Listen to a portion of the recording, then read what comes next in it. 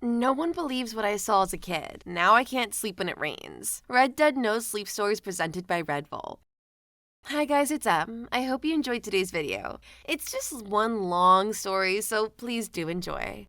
It's raining now. I can't sleep. It's hard for me to talk about this openly. No one ever believed me before. I don't know why any of you would now. I was young, fragile, I get that. Trauma can crack an adolescent brain to create fantastical excuses for things they weren't developed enough to understand. But I was 12, not stupid. I saw what happened. I know what happened. I need to get this off my chest. I just want someone to hear me out that this doesn't instantly hand me a prescription. I grew up in East Texas, rain country. Every bit as wet as West Texas is dry. Several popular fishing lakes in the occasional town were all that broke up the crowded looming pines that towered over us. Timber was a boon. Many fathers paid their mortgage and put food on the table with the inevitable loan taken on their backs. Still, for as simple as they were, my family was quite capable. Hunters, lumberjacks, the occasional police officer, and military that were not soft people. And my uncle Mick was one of the hardest. Not in his heart, of course. As cholesterol-laden as it was. The titan of a man was a softy at his core. Grizzled, scarred hands often put her on mine, helping adjust a rifle sight, pulling a hook free from the gaping mouth of my first fish, desperately pointing between two numbers on a math homework question he likely understood less than I did. Mick wore my father by a clean foot, the eldest brother in a family born in a log trade. Years of timber work made for wide shoulders and corded legs. He built me a small writing desk for my 11th birthday in his carpentry shed. I adored it.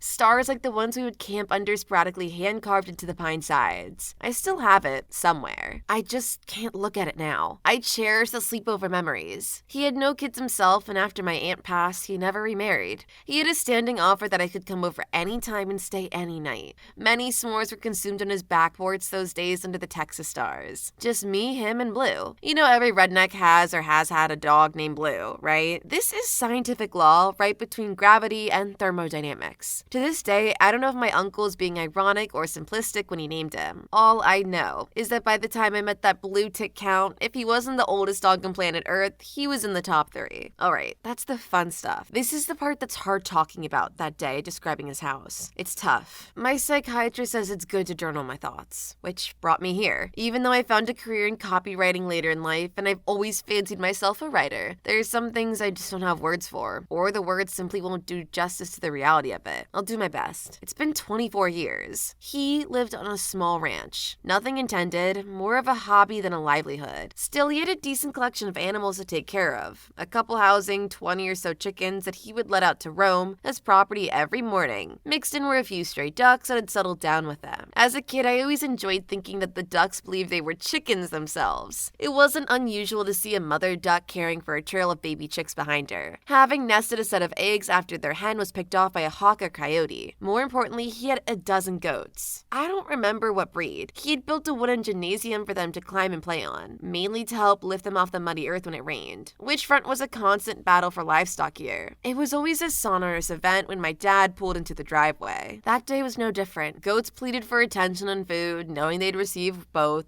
when I eventually convinced my uncle for us to go see them. Several chickens opened a full gate across the long grassy yard towards my dad's F-150. A drawn cause echoed around the door as I opened it, expecting leftover tater tots or french fries. I loved it there. My house was 8 miles up the road, not too far, but far enough a kid shouldn't walk it both ways. I waved at my dad as he pulled out of the drive and ran up to my uncle's front porch. Surprisingly, the door was locked. I don't remember a time it was ever locked before. I made my way to the back porch, the one I preferred anyway. The front had an awning to keep people that visited dry from the sporadic rain. The rear had no such obstruction, meaning the only obstacles to see those story Texas nights were the treetops and the clouds. It was damp. The wet grass slipped in the slides of my tennis shoes, sharing their moisture a little too effectively. There had been a small shower earlier in the morning at my house. It eventually moved this way, I guess. As I walked up the 3 small steps of the back porch, I heard a loud bang from the house, like something slammed against metal, followed by the sound of something hitting the ground, hard. I stared at my uncle's little red carpentry hut, but I heard no cry, no whimper, just silence. I took a single step up towards it when a meaty palm landed on my shoulder with more weight than it ever had before. "Hey, Hey, where's your dad? My uncle's mix seemed to sputter. You shouldn't be here. I watched him. I can't explain why. Instinct or childhood curiosity. I don't know why. I just remember that log of an arm guiding me to the back door of the house and his eyes. God, his eyes. They locked on the woodworking shed as we moved inside. A kind of stare that predicts a fight or a hunt. Adrenaline-pumped orbs that an animal has before it's eaten by a large predator. I snuck one last glance at the shed as I was guided indoors, noting the crimson wooden walls and the vaulted metal roof. There are two things to remember for younger readers here. First, we didn't have internet access in a lot of places in the 90s, especially in rural Texas. Wi-Fi was essentially sorcery, and we had no practicing wizards. Computers and phones had hard lines. My uncle quickly headed for the latter. Second, no cell phones. I ended up getting my first cell phone when I was an adult, got out of basic training, and collected 2 paychecks to get one. They were a luxury in the early 2000s, and this was years before that. It's difficult to understand how alone you could truly be back then. This also meant he had no way to contact my father, making the 8-mile drive back to our house. That's when the rain started. Christ, the rain. In truth, the patterning droplets were my lullaby as a kid. No matter if I was at home, in a vehicle, with my uncles, or a friend. The irregular symphony of water tapping its chords on various surfaces always tugged my eyelids down. My uncle said that's why when it stormed, his pregnant goats would normally give birth. Any predators would be hiding from the rain, opting to rest and wait instead. The bonus of covering the scent of blood that would guide a carnivore to freshly born offspring wasn't lost to me. Even back then, there was safety in the rain, a part of the world's order,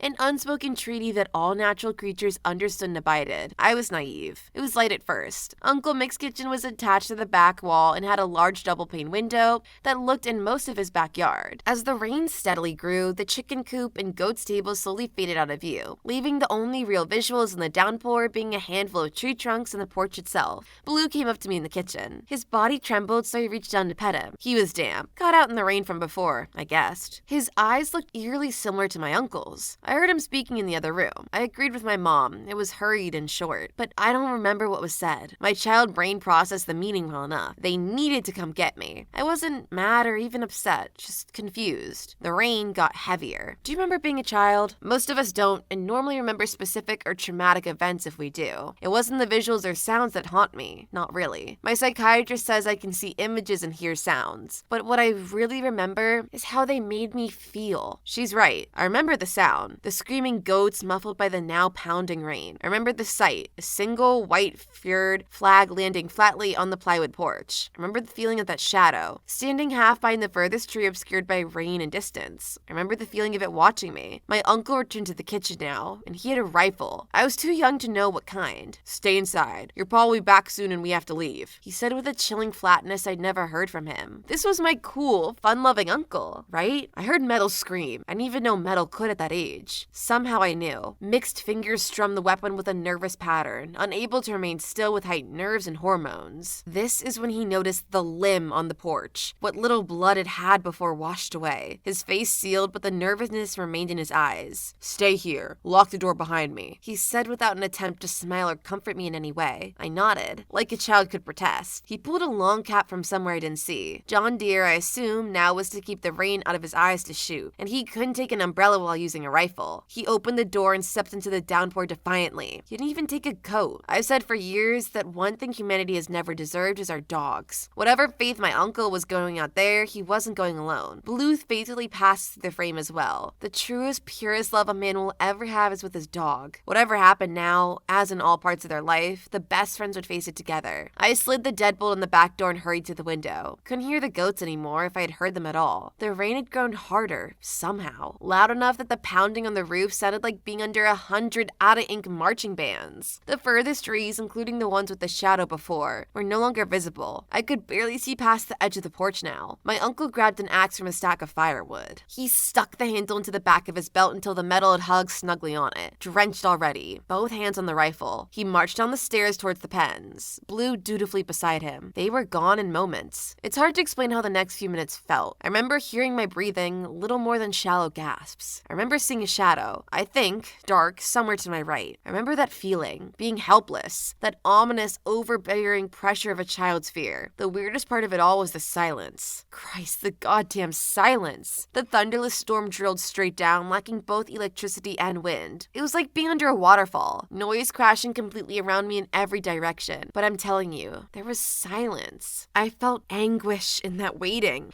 that desperate anticipation to hear something, anything other than the god-awful rain. I ran to the landline, needed my mom. My uncle needed protection, needed safety, needed away from here. I felt guilty then, less so now. Like I was abandoning my uncle to his fate as if I could do anything to help him. Silence. Again, in a cacophony of sound, it's the silence I remember the most. The silence of the animals outside, the silence of a loaded gun not firing, the silence in the phone receiver. The anticipation built in me more. I longed for a noise to pierce the quiet, desperate for it. Imagination is a boon for an artist. It's a nightmare for a frightened child. I still think I heard a gunshot then. At least I thought I did. I sprinted to the back window anyway, squinted into the downpour. I saw them, two shadows in the yard. One was clearly Uncle Mick, hunched slightly forward as one is in a fight. The axe bobbed in his right hand, but he held his left arm to his body. The other shadow looms directly beyond him, facing towards the house, even more obscured by the rain. It looked like a man in a long cape that pinched up between the shoulders, combining at the base of an overly rounded, and it was taller than my uncle. Uncle Mick was 6'6", my dad later told me. He was a linebacker in school, the largest player on the team. Only one of the other lumberjacks was able to meet him eye to eye. He was looking up at it. I remember hearing his yell, unsure if it was rage or pain or both. I remember seeing the axe rise. Remember those four massive shadows unfurling in the storm, black tarps expanding out as a giant maw, like a horrible carnivorous flower blooming in a forgotten jungle, ready to swallow whole. Remember the feeling. God, that feeling. As those quad wings slammed downward, launching both shadows into the air and out of sight in a single soundless burst. The feeling of disbelief, of shock, of dread. The feeling of my heart sinking to my feet. Then the silence. I remember the silence. I shook so hard my head was physically rattling. Vision shakily scanned with distance they could make. He was gone. Just gone. It was like that for a long while. I don't know how long. I just shook and stared. Time and horror stretched reality in odd ways. Then I saw the shadow. I don't know how long it'd been there, or how I'd miss it. I never saw it move. It was simply there, slightly to the left of the porch. I couldn't see its eyes, but it was staring at me. I could feel it. My breathing had slowed to a crawl, but it stopped completely when I noticed a second shadow behind it. Then the third. I ran to my uncle's room. I didn't know what else to do. I squeezed my frame under his bed. The irony had not even been lost to me. A child hiding under the bed from monsters. I stayed there for so long. The rain never ceased. It didn't even let up a little at the time. It was a crushing, oppressive sensation that even those words do not do justice. Then it finally happened. The silence broke with a new, growing sound. Sirens. Good guys were coming. Good guys with guns and tanks and rocket launchers, I childishly hoped. Maybe Uncle Mick was still alive. Maybe they would get here in time to save him. I emerged from under the bed now, making my way over to the bedroom door. It stood open, leading to a long hall that saw directly down to the kitchen and out near the rear window. I slowly slid one iris around the frame. I'll never forget. No drug, no shrink, no medication or prognosis, or frickin' kumbaya will ever erase it. The giant standing in the window obscured its visage still with frustrating ceaselessness. That rounded skull faced me. The shadow circling down to the neck and then out to broad shoulders. Then running down out of sight onto the frame. I could see no details still, and even as the sirens grew louder, I grew more afraid. It moved slightly. Its right shoulder rose as the arm did the same. 3 long shapes appeared from beneath the window, each home to an exaggerated claw. The trio tapped 3 notes to cut out against the glass as its left hand rose now as well. I screamed then. Not as a child, nothing so innocent. It was the best show. Something I couldn't imitate now if I wanted to. Something I don't think any word can describe. They said I was screaming still when they found me wedged between my uncle's nightstand and bed frame, curled in a weighty, nerfed leaden ball. The last real memory I have is intangible. Not the shadowy haunting and visage unreadable in the storm. Not the sound of those vile digits taunting me with their regular, chaotic cadence upon the glass. I could somehow hear over the rain. Not even the sight of its left hand slowly lifting my uncle's scalp above the window's lip. My psychiatrist is right. As horrifying as these images are, and as weird as these sounds, my final memory is a feeling. The feeling of a hidden sneer. Quiet joy that monster had with its raw terror. It was no animal. It was not mindless. It acted with purposeful, deliberate malice. Even now, I think it let me live only because it recognized the emotional damage it left upon me, dooming a child to a lifetime of therapists, drug abuse, and inpatient centers. It was evil. That's the last thing I remember. It's been a parade of world-meeting psychiatrists and other diplomas ever since. Drugs I can't pronounce for diagnoses I don't understand. It was in my 30s before I had the courage to talk to my parents about it. My dad wanted no part, of course, and said I needed to let it go and move on. That's what Uncle Mick would have wanted. He's right, of course. But some things are more important than being right. Mom helped me, though. They had copies of the police reports stashed away in a small office safe, tucked under their banking documents. They'd not been open for a long time. time. My parents had told me some truth as a kid. Mom said Mick was rattled on the phone, telling her to call the police and send his brother back up there to get them. Then the phone died. The police said the downpour completely halted when they reached the driveway. Not that it died down in severity, before eventually fading completely, the way rain normally does. The rain stopped. Just stopped. They also told me that all the animals are missing. Goats, chickens, ducks, blue. There's no blood, no feather or fur ducks. They were just gone. They also told me one lie. We held a traditional wake for Uncle Mick, but not a funeral. My parents told me they never found his body and vanished with the others. My uncle always said that when he died, he wanted to be cremated and his remains scattered on his property. He got half his wish. I shouldn't have looked at those pictures. There's a final question the police also couldn't answer. The last Polaroid in the folder. My uncle's little redwood shed. The corner of the metal roof now pointed skyward, ripped and twisted into a standing position. Officers made only one note about it, chalking it up to the storm. Tornadoes did damage like this all the time. I grant that, but not without damaging the trees, pens, or the freaking house right next to it. I often try to dissociate, to see it from the outside as a normal adult would. What's more likely, a pack of rain demons or a small twister? I get it, but I'm no normal adult. I've never gotten to be a normal adult. I still see it sometimes in my sleep. Imagine it stalking up on my urban apartment window to finish its job from decades earlier. Me finally ripped from dread like some kind of succulent human fruit. I still hear the rain sometimes. Either a small pattern outside might have had a window on the rare occasions we do get rain, where the last few drips from a leaky faucet or shower head that rings far louder than it should. I always expect that oppressive cascade of sound to slowly build its weight behind them. I remember the way the rain used to lull me to sleep as a child. Now it heralds to a foreboding, nauseating night of panic attacks and no sleep. I still feel it, like it's out there, like it knows me, knows where I am and what I'm feeling. Like this is what it wanted. I need a drink.